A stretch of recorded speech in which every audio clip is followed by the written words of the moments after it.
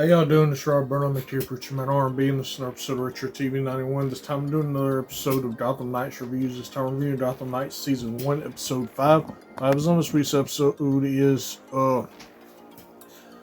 the Turner and the rest of the Gotham Knights, because they are officially called Gotham Knights in this episode.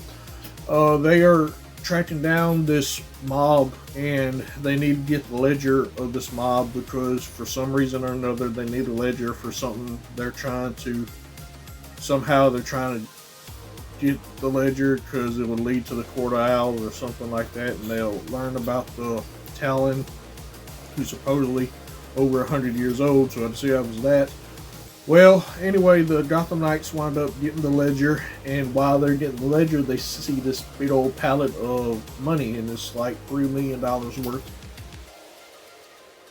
So they're trying to figure out what to do with it, and they decide to take it. Well, they take it, and they bust out of the warehouse right before this crime family's goons was about to take them out, and they're being chased by the police. Well, while they're being chased by the police, they start throwing the money out of the van. Joker's daughter doesn't like this idea, and she doesn't want this happening.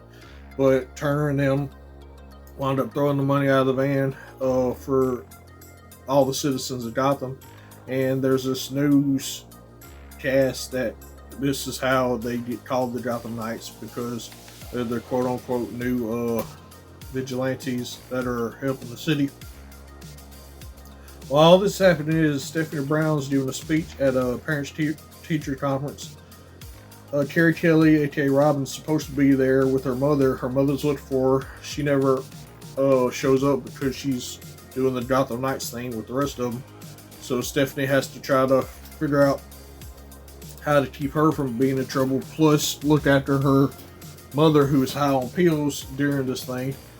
So only other thing that's happening is Harvey Dent starts losing time, and he starts going into the Two-Face persona, because if you know the Two-Face character, he has dual personalities. The side that gets scarred and the regular Harvey Dent side. That hasn't happened yet, but he's slowly showing the dual personalities before he gets into the accident. So that's the opposite of that. Other than that, that's all that really happened. My question for y'all is, now that Harvey is losing time, what's going to happen with that? As always, Rob Burnham, make sure you put your R&B sign out. Guys, GG's awesome. It's been an episode of Richard Lane Comments. See you next time.